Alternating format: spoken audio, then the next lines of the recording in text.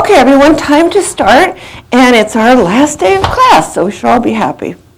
Okay, so now what we're going to do is a review today, and you just have one more assignment due on Lon Kappa, and also signing up for the conflict if you want to do that. Anybody in L1 or online can sign up for this conflict without showing me any proof of having an actual conflict, because this is not your real assigned conflict time. I mean, exam time. So yeah, if you want to sign up for, let's go to the exam schedule, and let's just make sure everybody knows where to go and when. Okay, so you guys in L1 and online are taking your final Wednesday afternoon in Follinger. But if you want to take this conflict final, just sign up on Lon Kappa. Now, for people who are in these other 5 TA sections, just contact your TA if you need to take a conflict final, because these are at your these are non-combined finals. Okay, so now one thing at your final, you're going to turn in your notebook for bonus points. So let's go look at our syllabus and remember how these bonus points work. So here's how bonus points are awarded. And after our bonus problem is due, I'll just put all your combined bonus points without the notebook up on Compass. And so the maximum will be 70 at that time. And then if you turn in the notebook, right here, if you turn in the notebook, you'll get the additional 30. So if you want to do that, it's not required. But here's what you have to do is we're going to look over the notebook at the final. We'll grade it for completion, and then we'll hand it back to you at the end of the final. So everybody gets the notebook back. And here's a list of all the pages you can skip. These are the ones we didn't cover in class. And, well, the summary pages don't have any work on them. They're just summaries, so you don't have to fill those in. And all the other pages are required, but you still have a 3-page leeway past that. So if you miss more than 3 of the required pages, you'll get a 0. But if you miss 3 or less, you'll get full credit, 30 points. So be sure to have these pages filled in. So that's basically, in keeping with that, there's one page, the bottom of page 217, I said I'd fill in, so let's do that now. That was something you were going to do for bonus points. So let's go over to the document camera and look at this. This is back on page 217. It was this problem where we were comparing these 2 groups of exam scores, doing the Wilcox and Mann-Whitney U-test and rank test, and we saw that here, we'd have to get our smaller U-stat, which was 27.5 right here, would have to be less than 10, less than or equal to 10 to be significant on this table. And so I said, okay, let's rearrange the exam scores to find the U-stat closest to that critical value of 10 without going over. Here's how the scores were, the real arrangement of it. So and it was very close to just a random distribution of just splitting the scores into 2 random groups. We found no significance. We'd expect 28, and we got 27.5, about as close to them coming from the same distribution as possible, which is what I wanted. Remember, these were 2 versions of an exam, and I want them to be as alike as possible. But to get significance with a group of 7 and 8, like this, what would we need? A U-stat of 10. So we said, okay, let's arrange the groups to find the smallest possible U-stat. So we just put the 7 lowest scores in one group, and the 8 highest, because there's 7 in one group and 8 in the other. In the other, we saw that what would we get? We'd get 0 here, right? Because all of these scores are less than all of those, so nobody surpasses any of those people. And now you get each one of these surpasses all 7 of those. So there's 7 times 8, so we got 56 here. and 0 here. And of course, they add up to 7 times 8, which is the total. So now I just said, okay, but there's many that are smaller than 10, but what would be the closest without going over? Can we find a U stat equal to 10? So there's different ways to do this, but one way you can do it is, okay, what happens if we switch, sorry. I don't know why that happened. Let me just see what happened here.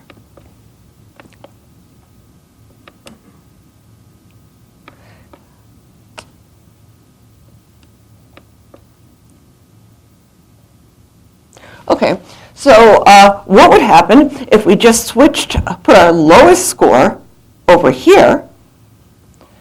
Then what would happen? If we switch and put the lowest score in this group, all of these people would get scores of 1. So it'd be 1, 2, 3, 4, 5, 6. And to get 4 more points, so if we did that, we'd have an 11 here, and then we'd have an 81, an 85, an 88. Now, if I put the 90 over here, I'll get 4 more points. There's many, many different ways to do that, but let's switch the 11 and the 90 and see what happens. So our 90 will be here. That way we maintain 7 here. So we switched 11. We took this one and switched them. And you see how what that's going to do? It's going to give all these people 1s, right? So our rearranged scores will look like this: 60, 60. Well, we'll have an 11 first, and then we'll have the 60, 65, the 2 70s, a 75, and a 79. That's what we'll have here. And then here, we're going to have, what will we have? We'll have, whoops, we switched the 11 with the 90. So we'll have a 90 there. Okay, and now on this side, let's get rid of that. On this side, sorry, it's so messy. Okay, so 60, 65, 70, 70, 75, 79, and 90. And now on this side, what do we have? We put the 11 over here, and we have all these scores except for the 90. So we'll have 11, 81, 85, 88, 92, 95, 96, and 100, right? So I think that will work, right? Because now all these will beat 11. 60 has a U of 1, 65, 1, 1, 1, and 1. So we have 1, 2, 3, 4, 5, 6 ones. And 90 will beat these 4. So we'll have a 4 for 90. And that adds up to 10. Okay? Doesn't that make sense? And the 11 will have a 0. Just to make sure, 10 plus what should we get here? 46. We should get 46, right, to add up to 56. So here we have the 0. And 81 will beat all 6 except for 90. All of them will beat all 6, right? And these will beat 7, 7, 7, and 7. So that's 18 plus 28, which is 46. So that works. That's just one arrangement. There's lots of them. So the idea is when you compute these exact probability distributions, what this 10 is saying right here, this 10 is saying that there must be 5%, or because this is a critical value at 5%, 5% or less of all the possible combinations are going to yield 10 or less. Does that make sense? Okay. You don't have to know this, but you know how many possible combinations are there? There'd be like 15. There's, the total possible combinations, and this is how they would figure it. The total possible combinations of arranging 15 numbers into 2 groups with one 7 and the other 8 would be 15 factorial over 7 factorial times 8 factorial. which is about 6,000, probably, something like that. And then 5% of those would probably have 10 or less, would have 10 or less. That's how they figure these tables. They do all the permutations, and they get these exact probability tables. Okay, so now let's move on. And what are we going to do today? Okay, so let me just go back to the PC now. And let's go back to the exam schedule. And I just want to show you what we have posted up here so far. So here's the formulas you need to know right here for the final. And we'll look at some of these as we go over problems. And here's the only 3 formulas that will be given to you. What else? All right, here's your final study guide problems. And this is a really good review, and you should take this as a real exam. How many people just in the room have already done this? Raise your hand. Okay, if you have any questions on any one of those, any of them, I'll answer them. Please don't hesitate. Okay? But most of you haven't done this. So, and here is the worked out key to all those problems. So I thought what I'll do today, instead of, since you have this worked out key, what I'll do is, all right, so what have we been doing with all these, since exam 2, what we've been looking at is what to do when those 4 assumptions are violated. Okay, that's what we've been doing in this. What to do when one or more of the 4 assumptions, remember the 4 assumptions, to use linear models, to use our F, our analysis of variance, or those tests, the 4 assumptions, to use linear models for inference.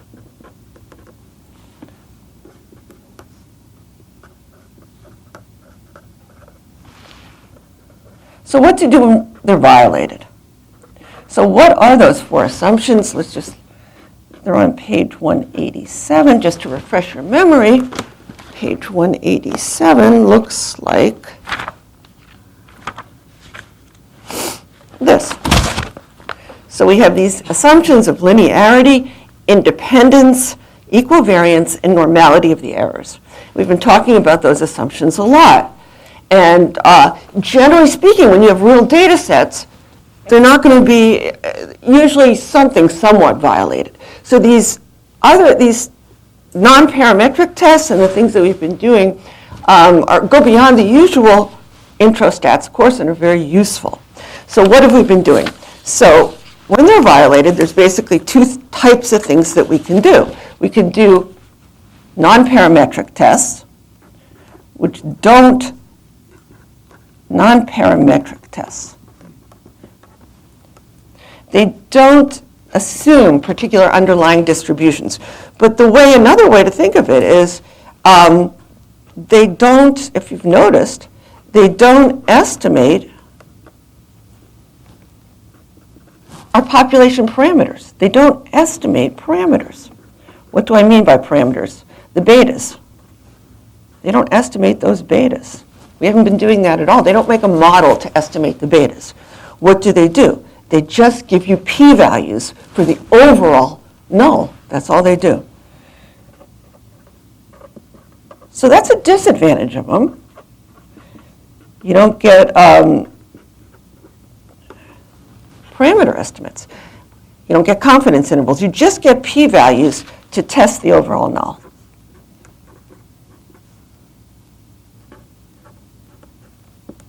Now, there's 2 types of these parametric tests. The first type that we looked at was in Chapter 39. That's the re-randomization. So there's 2 types that we've looked at. There's 2 types. One is the re-randomization test.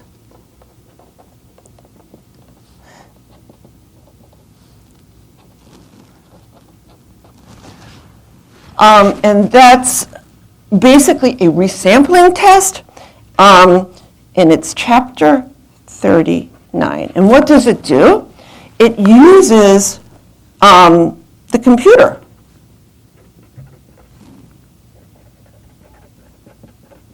It uses a computer to generate what? To generate empirical, experimental distributions. They look different every time.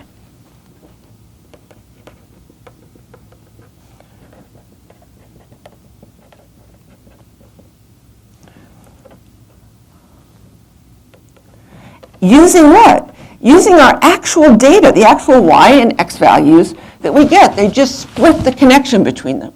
You guys, you have your independent, your predictors, your x's, and then if you split the connection between those and that y, and then just randomly assign those y's and compute an R, a correlation between the x's and the y, right? And they do that over and over and over again and see what the actual, how likely it is to get your actual sample R if you were doing that.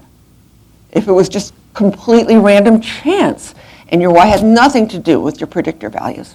So they're using actual, so they do this using the actual y's and x's, the actual data, to test H naught that R is equal to 0 versus the alternative that R is not equal to 0. Since they're doing this with these just empirical histograms, and I'll show you, I don't have a copy of the study guide, but I just have a copy of the study guide keys. So the first problem on your study guide key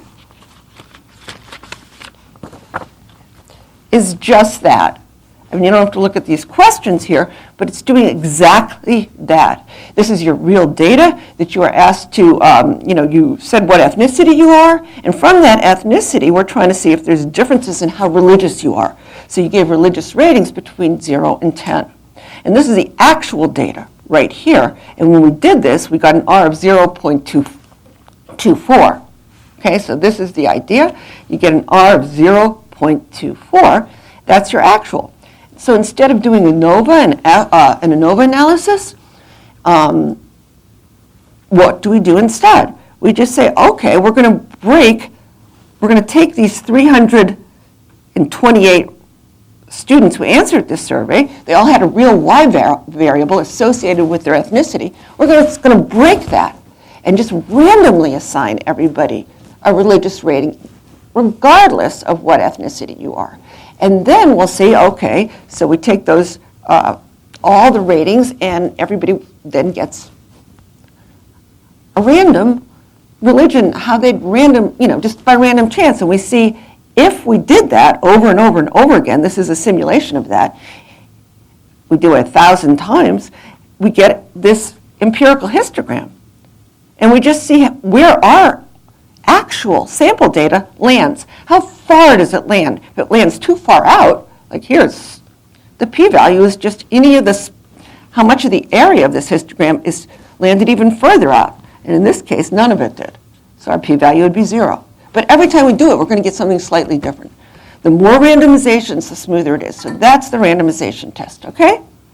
We could answer these questions right now if you want, because this is the only one. There's not one on the on ln kappa. So how is each randomization done?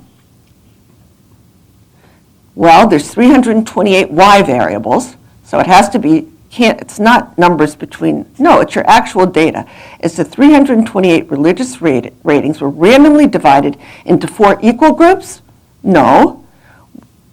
We're keeping people's ethnicity here, the way they, 89 are white, 159 are Asian, etc. No, they were divided into the same size groups as the original data. Okay? And it looks like, just from, just looking at it, that East Asians really have a much lower, especially with these size samples, aren't as religious. And, but what we're testing is not any particular group. We're not doing these paired comparisons or anything like that. We're just saying, does knowing somebody's ethnicity have any predictive value We're testing whether R is equal to 0, R is not equal to 0 in the population. Does it have any predictive value at all, knowing somebody's ethnicity? That's all we're testing here. And this re-randomization test yielded 0. There's nothing to a p-value of 0. And this vertical line, you just see where your actual data landed. How likely is it for your actual data to have come from a complete random assignment or not? That's all we're doing here. And we can do that, so that's the re-randomization test in the nutshell.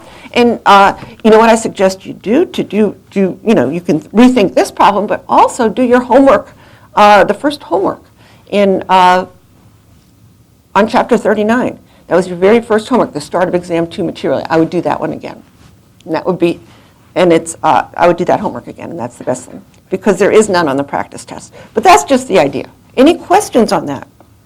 So that's what a re-randomization test is. Let's move on now to the other type of nonparametric test, type 2, that we did. Okay, so we should say here, okay, note, you're not going to see you're never going to see z, t, chi-squared. You're not going to see any f it's ever used. None of it's used. You just have, these are not empirical. These are based on theory. Or the central limit theorem, with certain, or these are not empirical histograms. We just have an empirical histogram, one that changes every single time. So nothing like this is going to be used, and there's no tables for it, which is a disadvantage. If you're thinking of doing it, there's no tables. You actually have to have a computer simulate it, or a software that does simulate it, because the numbers are going to be different every time. As opposed to this, the rank test, which has a huge advantage, is our second type. The rank test is also a nonparametric test. So you have these two types. And these are what we did in chapters 52 to 54. And here what you do is you don't use the actual values like we did here. You change see, we're using the actual data here. So that means we can never have charts we can look up or tables, because it's specific to your particular data. Here, you change your values. You change your actual values to ranks. And once you have the ranks, you lose a lot of information. You can't, if you just have the ranks, or computing it just the ranks, you can't get back to those original values, right? If you just see the ranks, you lose a lot of information. So that's a disadvantage of it. But the advantage is that then, on ranks, since you don't have your actual data, you have ranks, integers between 1 and n. And then you can calculate not these distributions necessarily, but exact probability distributions based on all the possible permutations. Like I just showed you with the U-stat. You just figure out all the possible permutations, and you see what percent of them are less than particular values. And they're tables that you can use for any n integers. It doesn't depend on your actual knowing. It's the same for everybody's data who have, once you do this. Change actual values to ranks, then calculate exact probability distributions, permutation tables.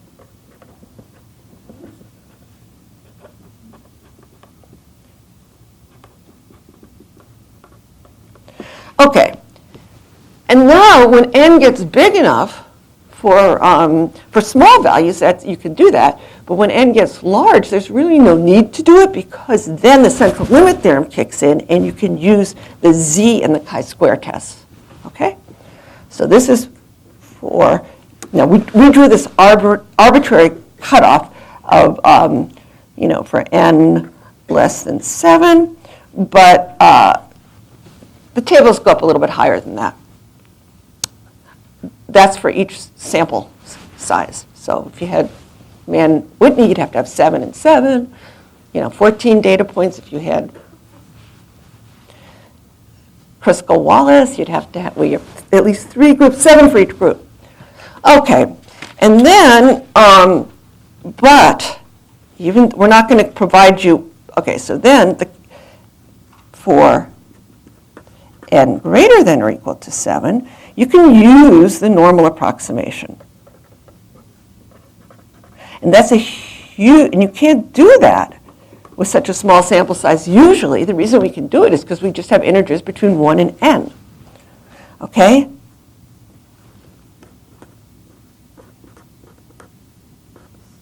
We don't have wild data. To calculate p-values, again, it's only p-values. We're not doing parameter estimates here. It's a non-parametric test. It's only p-values. So we're calculating p-values using, instead of the exact probability distributions, we can use the z and the chi-squared.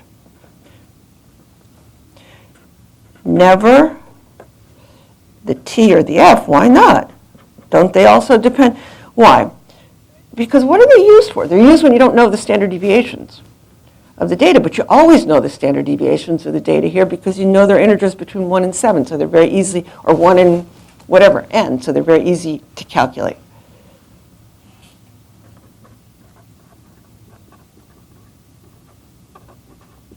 So you just use these two. Okay, now, and then what do you do? This is what you have to remember. These are those formulas. You're going to have to know the rank sums. Be sure you know how to compute. So you need to know, this is what you're going to be tested on, know how to calculate what? Rank sums, the U-stat, U-counts. What else do you need to know? And their expected values.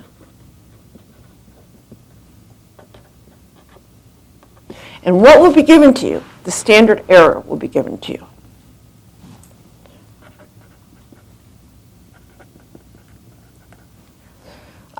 This is for the first one, Wilcox and Mann-Whitney.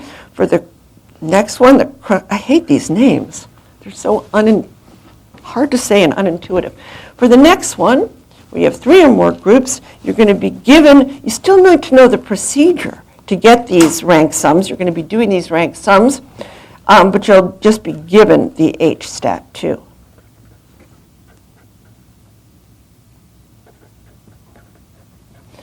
And then the other one is for the Spearman rank. That's the correlation coefficient. And they're all done just by changing the actual data to ranks. And what are we going to be doing here?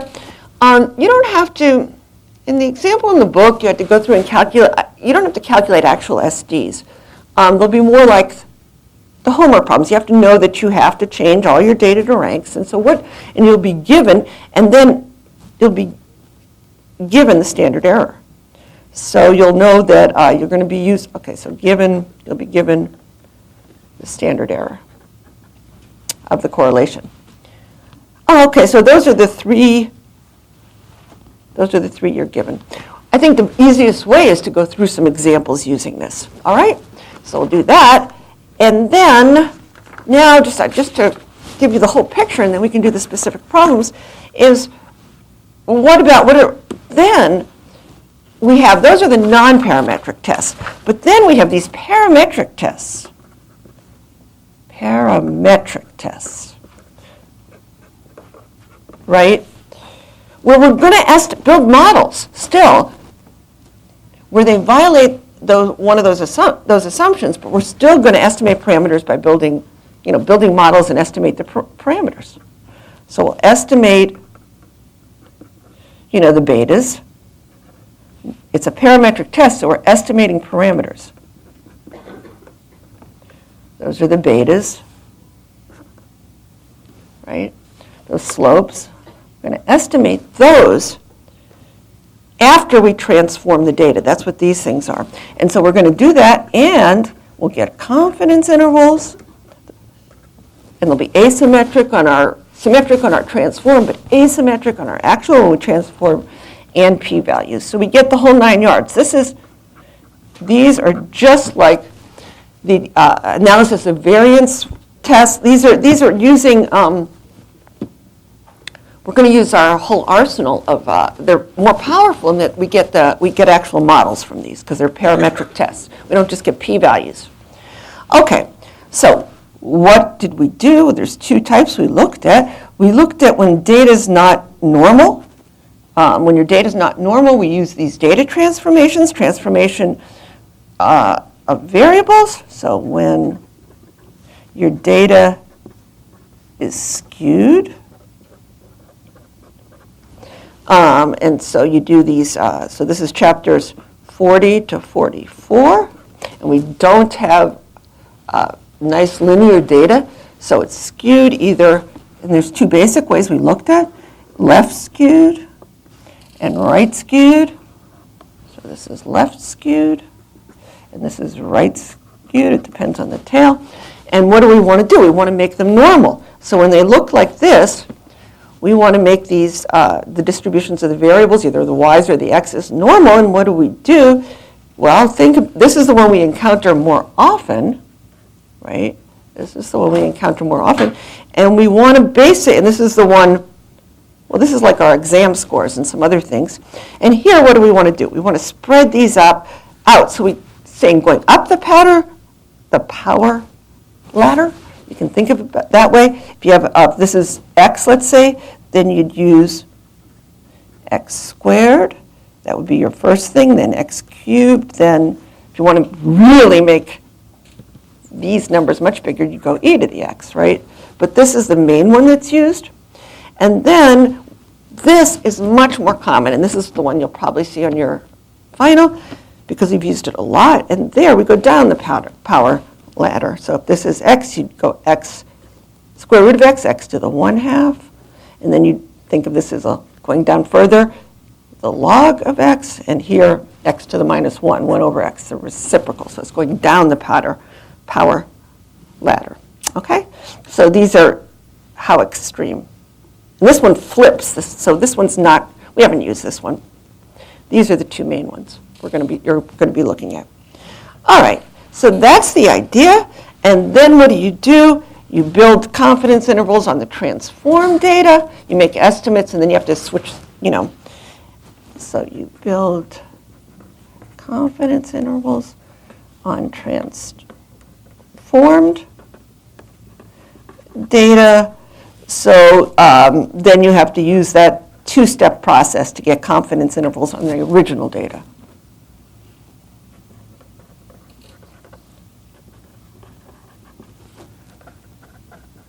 You get those asymmetrical confidence intervals. So we did that.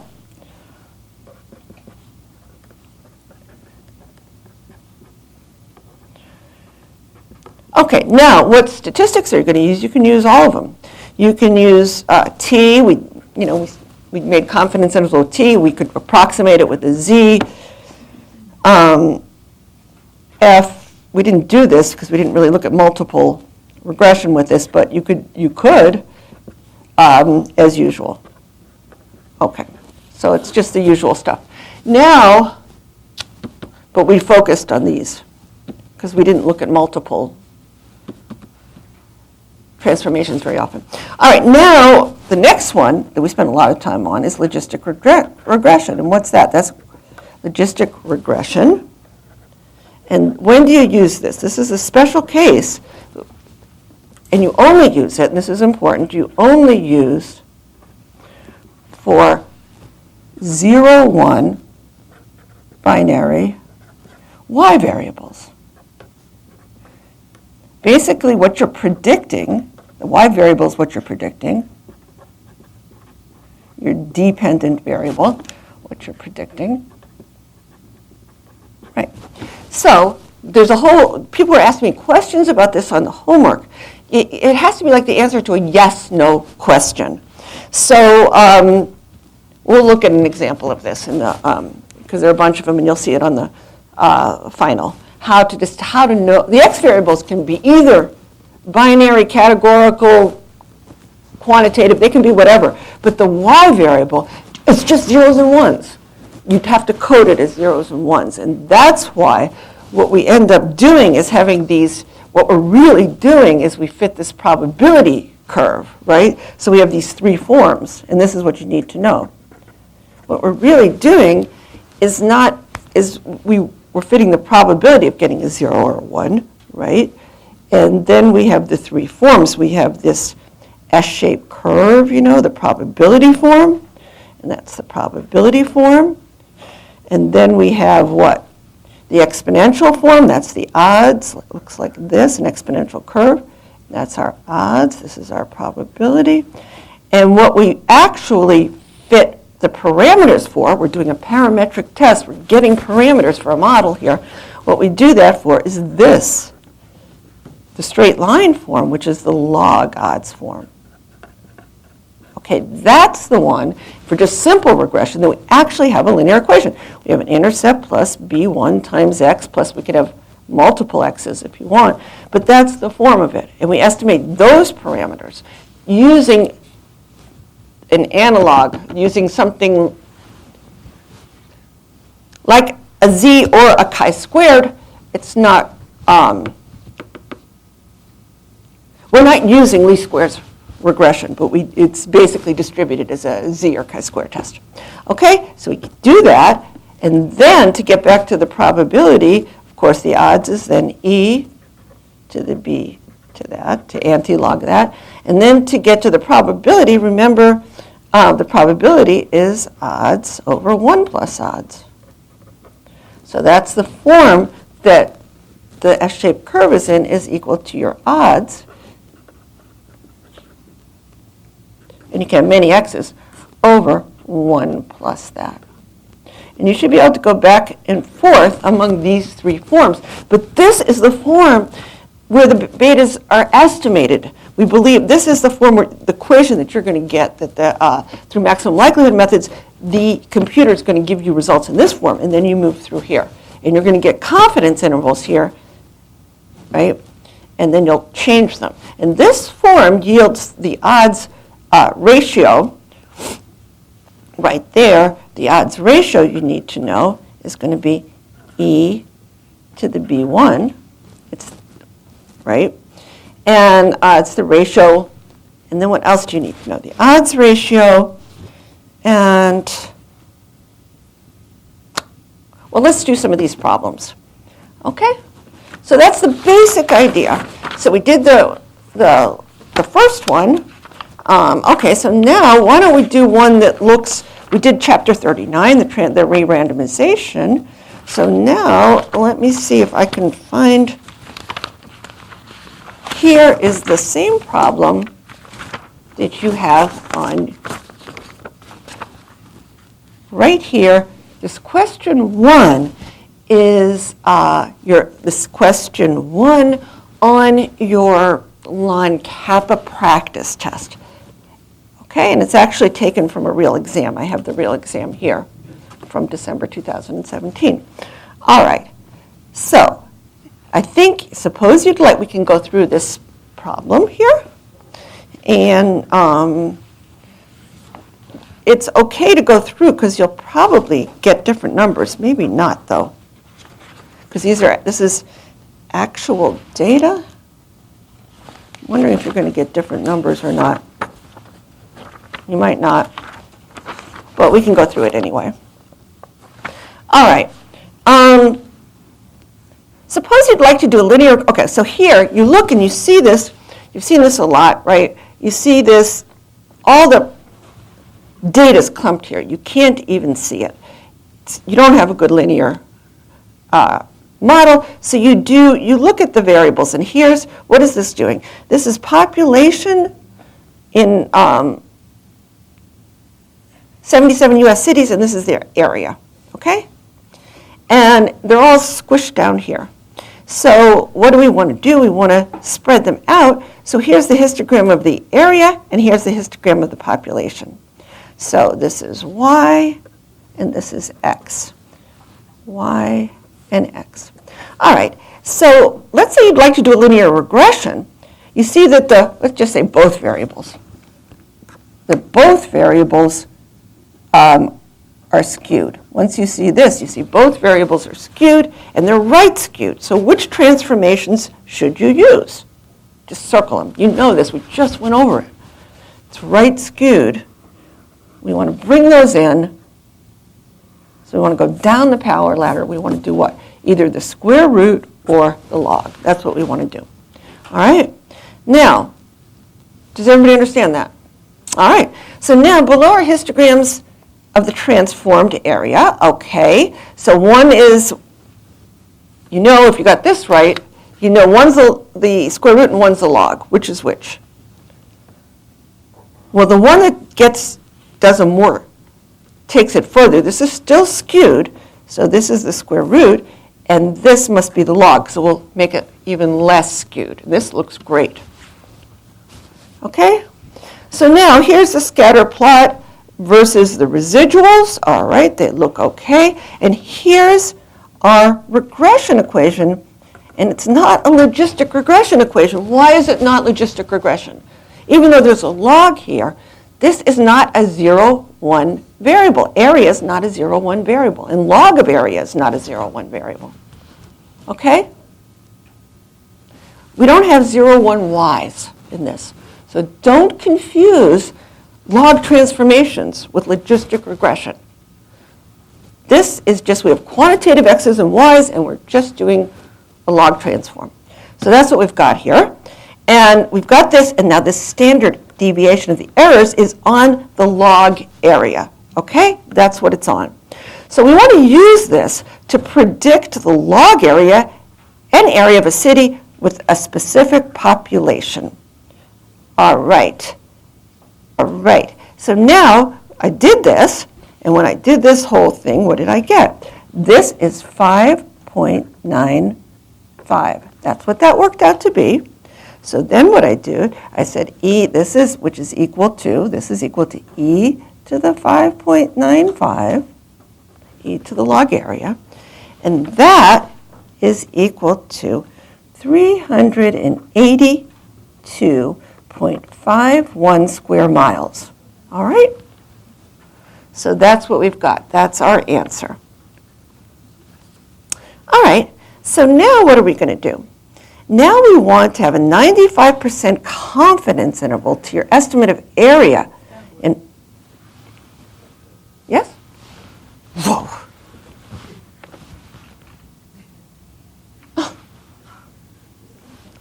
Why is this happening? There. Thank you. Okay, so now we want confidence intervals. Now we've got to do this in 2 steps, right? We've got to do this in 2 steps because they asked for the confidence interval for area. So remember what the confidence interval is going to be. Our confidence interval is going to be what? First, you'd have to do it in 2 steps. You'd have to take this 5.95, so this is the confidence interval, 95% confidence interval for, we're going to do it first for the log area because that's what we have our errors for. So what's that going to be? That's our sample. That's what we got, our estimate, 5.95 plus or minus 95%. You can use 2 or 1.96. I'll tell you which one to use. It's going to be multiple choice. I'm not going to give you 2 choices, one using 2 and the other 1.96. So whichever one you use will be fine. Times what? Times your errors, 0.75. Okay? So that is what you're going to get for your confidence intervals. You're going to add and subtract that, right? And so when I did that, I got e to the I got 4.45, of course, 4.45 for the first bound, and 7.45 for the second. So then, all you have to do is exponentiate those. Now so you exponentiate those 2 endpoints, so you get e to the 4.45 to e to the 7.45. Okay? And then you're going to see you get these asymmetrical confidence intervals. What is this? This one is 85.63. And this one is equal to what? 1719.86. All right, so we've got those asymmetrical confidence intervals. And if we wanted to check it, we'd have to take what? The square root of the product of those, and we should end up with 300.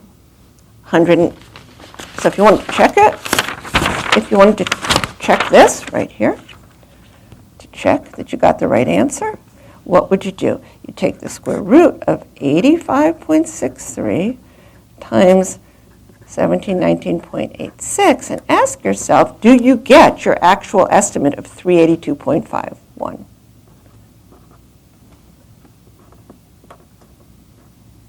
That's what you do. Okay? And you do. So it's not, you know, it's the geometric mean of your estimate. Okay, a certain confidence interval for another city was given. Okay, so now you have a confidence interval for the area of another city, but we don't know the percent confidence interval.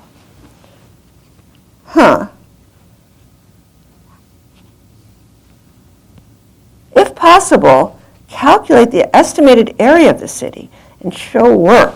Do you think there's enough information? Whatever, and, okay, so our confidence interval is 90 times 40, 403. The square root of that, it doesn't matter what level confidence, just the endpoints, the square root of that will give us our estimate. So we don't need to know the confidence level. Any endpoint would. Or, you know, you can see why, because you could just think of it, if you just do it, work backwards, you could just say, what are we doing here? We're taking, if this, right? So if you took, we anti-log them to get that, so you could just take the average logs of those. You could take the log of a 90. It will, in the log area, it will be symmetrical, and the log of 403, you could do that and divide by 2, and then that is going to be your estimate for the log area, and then you could anti-log it, just anti-log that, and you'll get the same thing. These two are the same thing. Okay, any questions on that? So let's move on.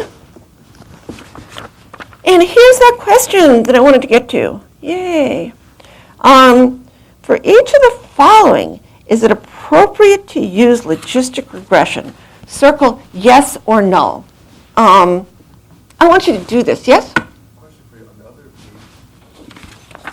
why is it that you use the confidence interval? Why do you use the ln of the area rather than the area? Well, on this one, why didn't I use what? So notice it says 5.95 plus or minus the z-stat of 9.7.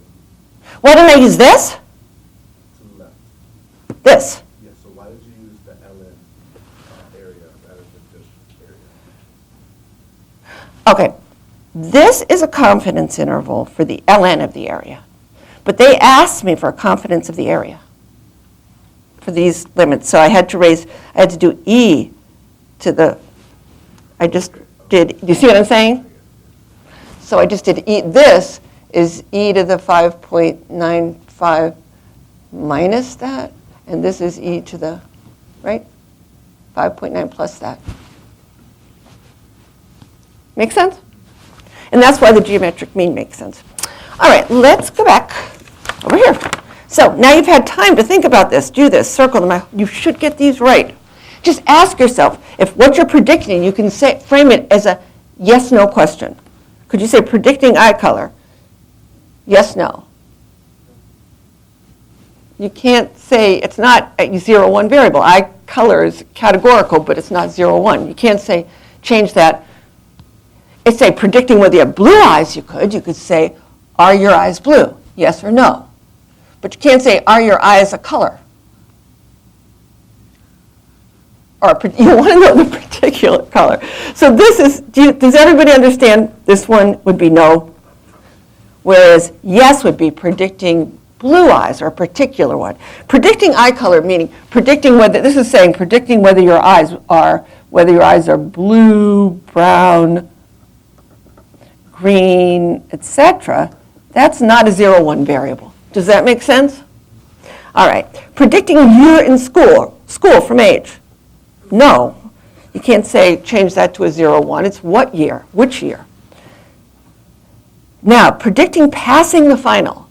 Yes, you either pass or you don't. Think whether you pass or not. You can change that to a yes or no question.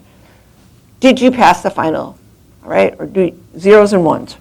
So that is logistic. You don't even have to look at the x variable, because the x variable can be anything. Doesn't matter. Predicting passing the final from gender. Again, yes.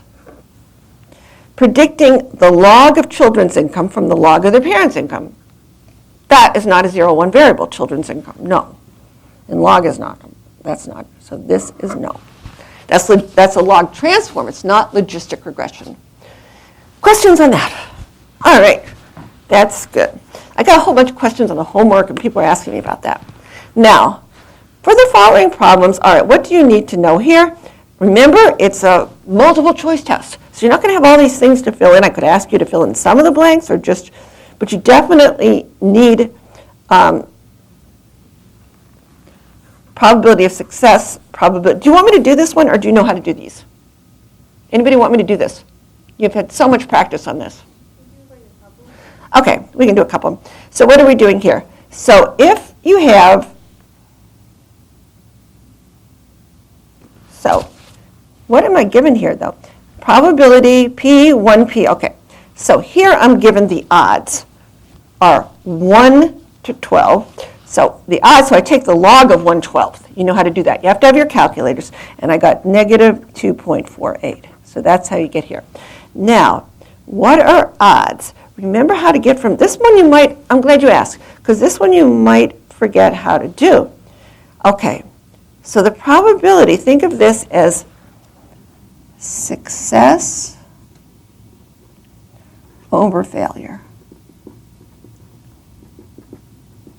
So to get to the P, you'd say 1 over the total. 1 success over the total. So this is success over total.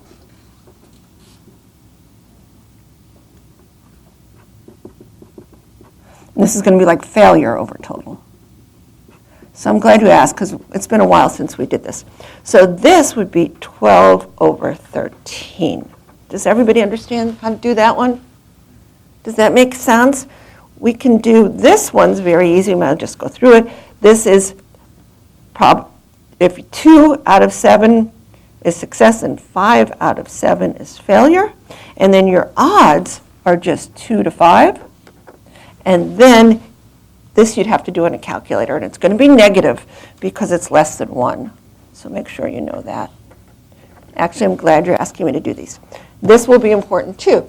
If your log odds are 0, right, then you anti-log it. E to the 0 is 1, and that makes sense. And then you have a 50-50 probability, a half to a half. Odds are 1 to 1. Okay? If you wanted to write it as 1 over 1, then you could use the same method. 1 over the total is 2, 1/2.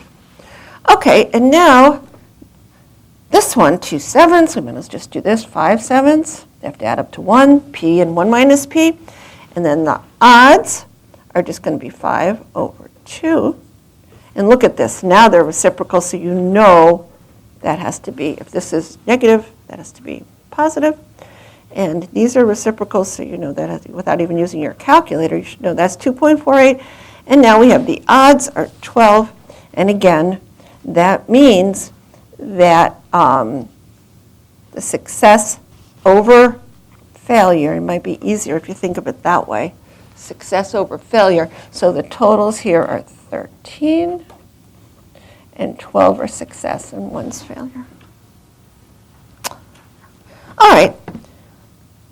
So now, that was good because it was a good review of that. Now, let's look at this. Which plot violates linearity? Yeah. Just really quick, there's a different formula, right, for like, isn't P Yes. 1 over 1 plus odds? Yes. Odds is P. That's another way you can do it. Excellent. You could also not do it intuitively like this, but P is equal to, thank you, P is also equal to it. It would work this way. You can say P, remember, P is also equal to what? Odds over, excellent question, plus 1 plus odds. So you could do it that way. Would that work? So you could do it that way, and it would still work. Like, for this one, it would be an easy way to do it. 12 over 1 plus the odds. 12 plus 1, 13, right? So what she's saying, another way to do it is to say that, just to write these formulas again, you know that odds is equal to P over 1 minus P, and that probability is equal to odds over 1 plus odds. Is that what you wanted to do, those two? That's another way, yes, to think of it. Yes. Question, yes. Wait, I already figured it out. You already figured it out? Great. Yeah. I love those kind of questions. Wait, I have a question. I already figured it out. Okay. Now, what plot violates linearity? Just which plot basically is a curve? Like this has linearity, this is a linear, but this is clearly violating linearity. I hope this is violating some of our assumptions, but C is the only one. Look, on your test, this isn't going to be confusing because you can't have two answers. You can just have one on your Scantron test, so it won't be so confusing that way. It'll just be one answer. Okay, which plot is linear but violates equal variability? Okay, across the regression line. Okay, well that one certainly doesn't have equal variability. It's that fan-shaped. And then the last one, this one's well-suited. Okay. All right, answer these. We just went over them. Just answer them right now. Take us a minute to answer those. You should get these.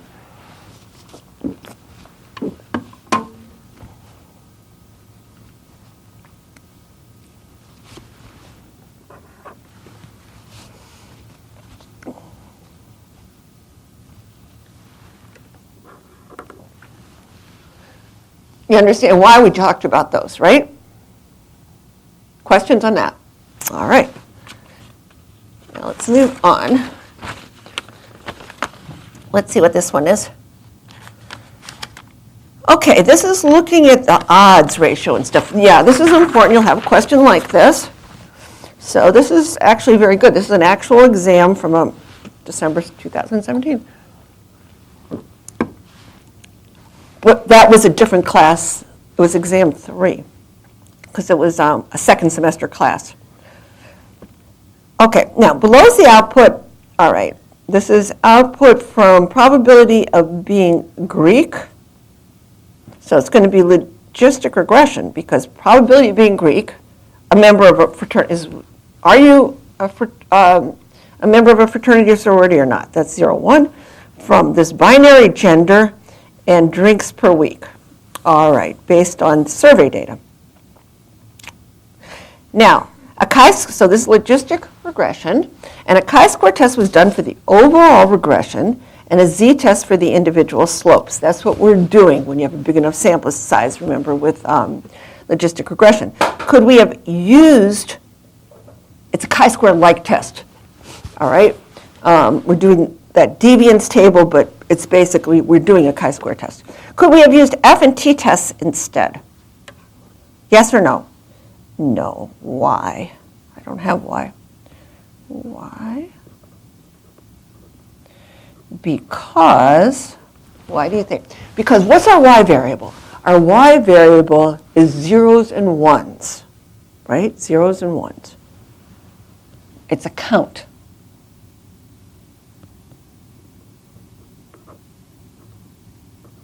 Is a count, 0, 1 variable.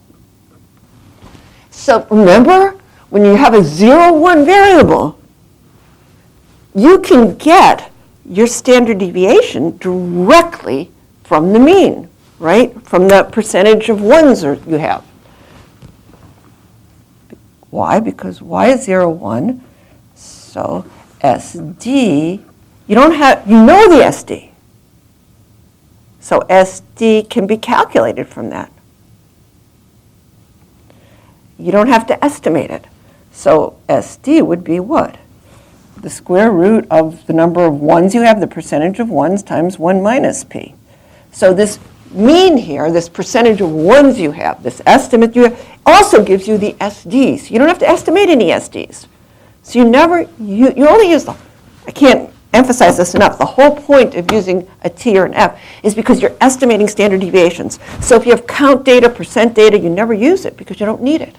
That's where all those degrees of freedom come in. They come in from making independent estimates of standard deviations. You don't have information already about the standard deviation. Like when you just have numbers that aren't counts, you could have an average and that doesn't tell you anything about the standard deviation. All the numbers could be at the average, but these counts tell you exactly what the standard deviation. So so we know SDs. Why? Because, so we know the SD, so you don't have to estimate it. How many degrees of freedom? It's the same as usual. It's the number of parameters minus 1. So how many parameters do we have here? We have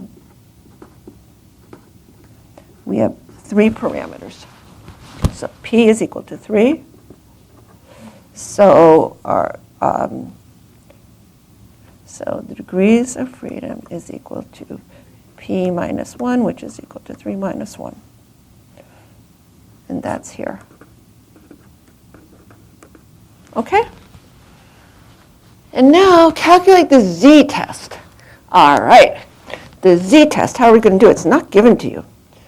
So what are we going to do? Look, it's this slope minus your expected slope of 0 over the standard error. So it's just that divided by that.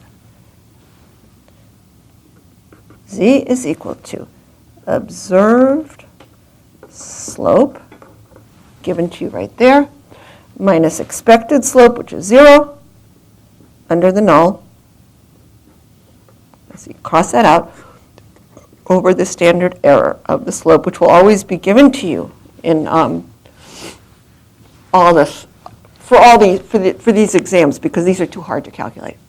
All right, so that will be given to you, and whatever that is, it's 0.3956 divided by 0.1804.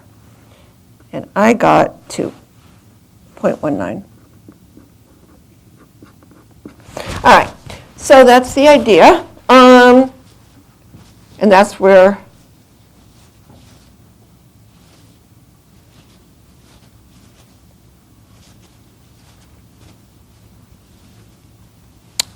now, what's the log odds form of the logistic regression equation?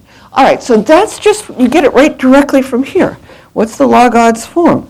This is the intercept right here. This is just an easy problem. This is your slope for gender. And this is your slope right here.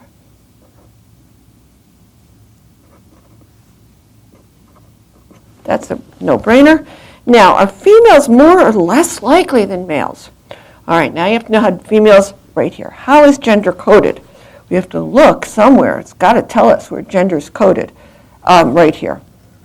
Okay, so gender is coded as 1 for females. So that means as you go from, this slope is saying as you go from males to females, as you go up 1 from males to females, you get a positive. You increase the odds. So females are more likely, because slope for gender is positive, that's positive, and females are coded as 1 for gender. Okay? Now, calculate the odds ratio. Remember, odds ratio is just e to the slopes. So e. Now, what's the slope for gender?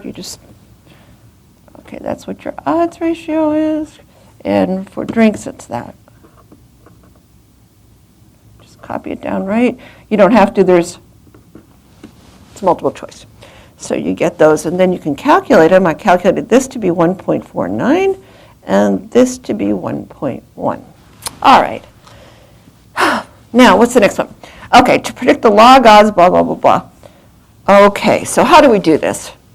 So, for somebody who has 20 drinks, what's their log odds? You just stick it into the equation here. Log odds is equal to negative 1.7. Oh, are they a male or a female? Male. Male is 0. So I can ignore that. That's times 0 plus 0.1 times 20 drinks times 20. Okay? And I got 0.3 log odds. Then this is just going to be, what's this going to be?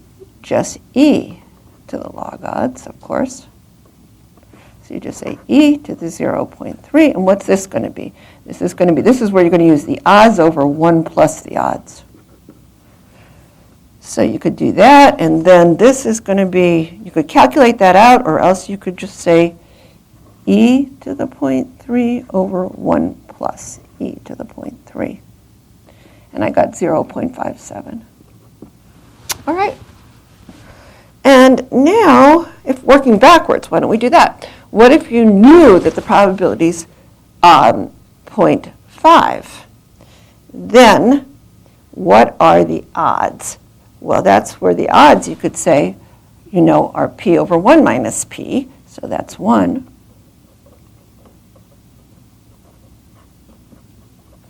So that's 0.5, 50-50, which is 1.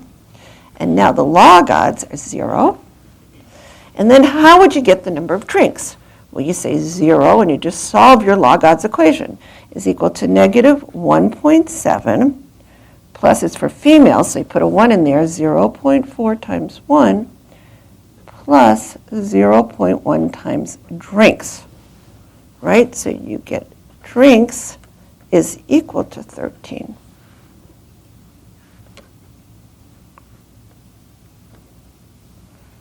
Right?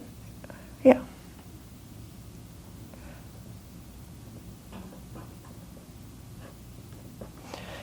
Okay, that's 13. Now, any questions on that? Oh my gosh, we're getting late. We only have how much more should we do? Why don't we, you know what I'm going to do? I don't think I'm going to be able to finish this. How about if I just get as far as I can and then just do the rest, post the rest. Does that sound good? All right, so let's just get this page done, and maybe we can do a little bit more, and then I'll just post the end of it. All right, 2 males differ in their number of drinks by 5. Compare their odds. All right, by 5.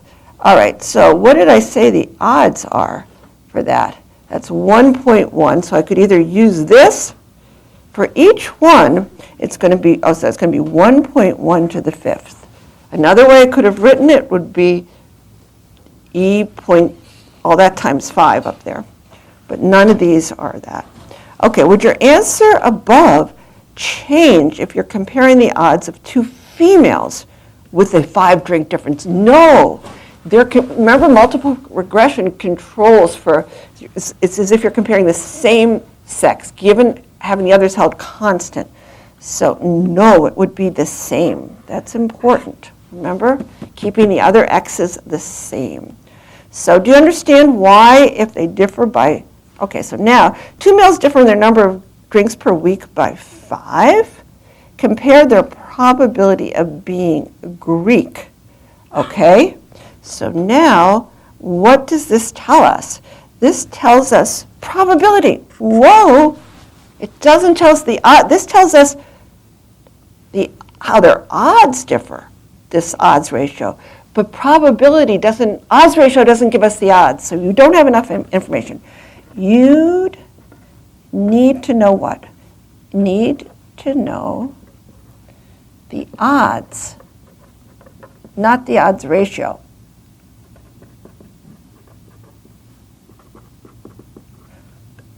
All right? Or you'd need to know a particular X. Like here, I told you with 20 drinks, you'd need to, or X, one of the X's, where they are, this curve, where's that logistic regression curve? Okay, you don't know where along here it is, it changes. The probability is going to change. It's going to change dramatically in the middle here and less so at the ends. All right, so let's finish this one up. Construct a 95 confidence interval for the gender slope. Okay, use gender equals 0.4 and this. So this is just for the gender slope and the log. This is just a symmetrical. This is very easy. Now, if you want to construct one for the odds ratio, you'd have to raise that to e to the 0.04 plus or minus that, right? So which one is that? That's this, right? E to the 0.04 minus e to the 3. E to the 0.04 minus 0.36. That's the same thing as dividing to e to the 0.04 plus 0.36. And in that form, you can see, this is a great form, you can see why the square root, why it's the geometric mean. Look, that's just very easy there. And since, last one, since a 95% confidence interval did not include zero, just draw the picture. 95%, zero is always in the middle. It didn't include zero, so we're out here. Two-sided, is less than, for the two-sided, you add those up, less than 5%. It has to be out here or out here. And for the one-sided, if it's a one-sided, it means it's on this side, which is 2.5 or that. So it's 2.5 for the one-sided test. 2.5 for one-sided test. And 5 for the 5%. Okay? One-sided just means one side, 2.5. Two-sided means two sides, 5%. For 95% in the middle, two-sided is going to, All right, so that's pretty much it. And what are we going to do? From here, I'll do the rest of it and post it. So also, office hours are usual this week. We even have them on Friday. Okay, thanks, guys. Thanks, guys, who are in this class. And thanks, people online.